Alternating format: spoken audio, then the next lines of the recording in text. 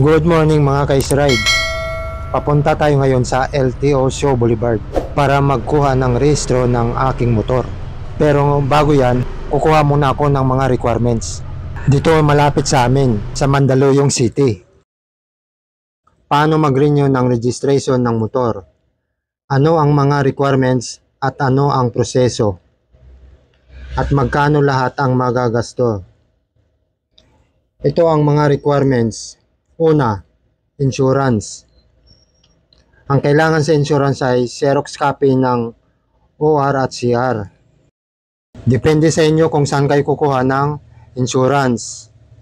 Pero sa akin, sa Cebuana Lolier ako kumuha kasi mas mura. Doon kasi sa emission test na pinuntahan ko, mas mahal yung insurance nila. Kaya sa Cebuana Lolier ako kumuha. At depende sa inyo kung saan kayo kukuha. Basta ako, kung saan yung mura, doon ako. Kasi nagtitipid ako.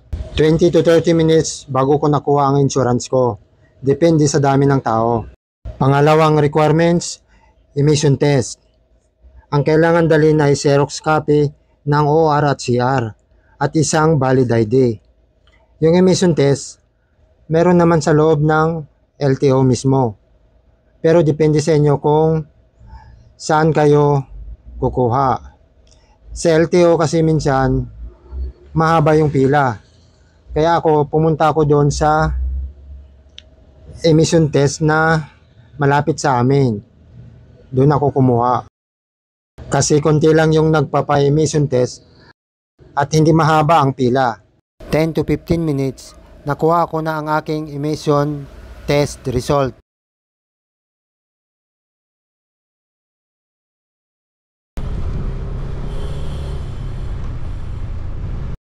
Pangatlong requirements, ORCR Xerox copy. Ulitin ko, Xerox copy lang po ng ORCR ang kailangan.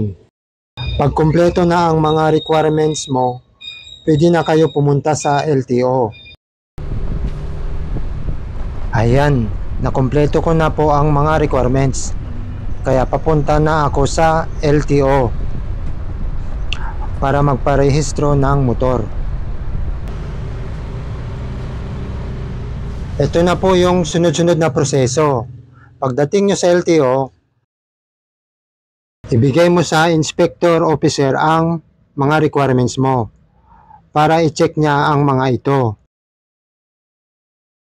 Pag na-check na at kumpleto lahat ang requirements mo, bibigyan ka ng number at maghintay ka na tawagin ang pangalan mo para sa payment o bayad.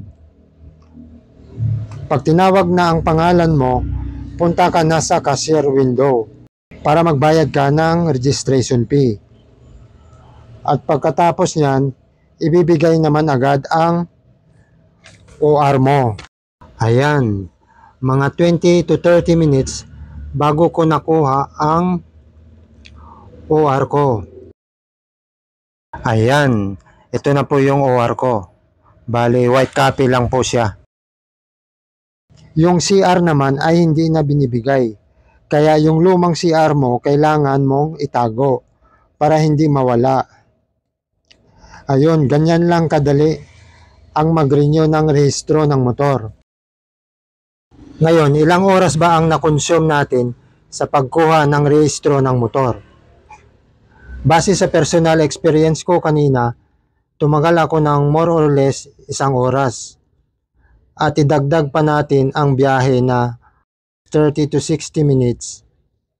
Kaya almost 2 hours lang ang nakonsume kong oras sa pagkuha ng aking rehistro ng motor. Kaya mabilis lang ang pagkuha ko ng rehistro ng motor kasi sa Mandaluyong lang ako nakatira. At yung LTO na pinuntahan ko ay malapit lang sa amin. Doon lang sa may LTO Show Boulevard. Pangalawa, yung emission test at ang Cebuana Lolier na pinagkunan ko ng insurance ay nandito rin sa Mandaluyong area. Kaya mabilis lang na mapuntahan.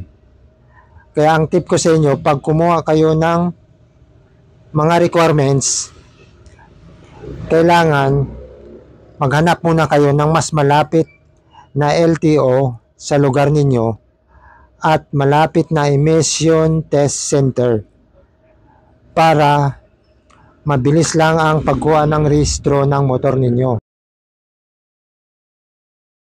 Ngayon, magkano ba lahat ang nagastos natin na fee o charges? Una, insurance, 450 pesos. Pangalawa, emission test, 650 pesos. At ang huli ay yung LTO registration fee na 260.50 pesos. Kaya ang total na nagastos ko sa pagkuha ng rehistro ay 1,360.50 pesos. Yun po ang mga requirements, step by step process sa pagre-renew ng registration ng motor. Sana nakatulong ang bidyong ito sa inyo. Salamat sa inyong patuloy na pagsuporta dito sa ating YouTube channel. Sa mga bago pa lamang po, huwag po ninyong kalimutan mag-subscribe at pindutin na rin ang notification bell para ma-update po kayo kapag meron tayong bagong upload na video. At lagi natin sundin ang batas trapiko para maging law-abiding citizen po tayo. Maraming salamat sa inyong lahat and God bless.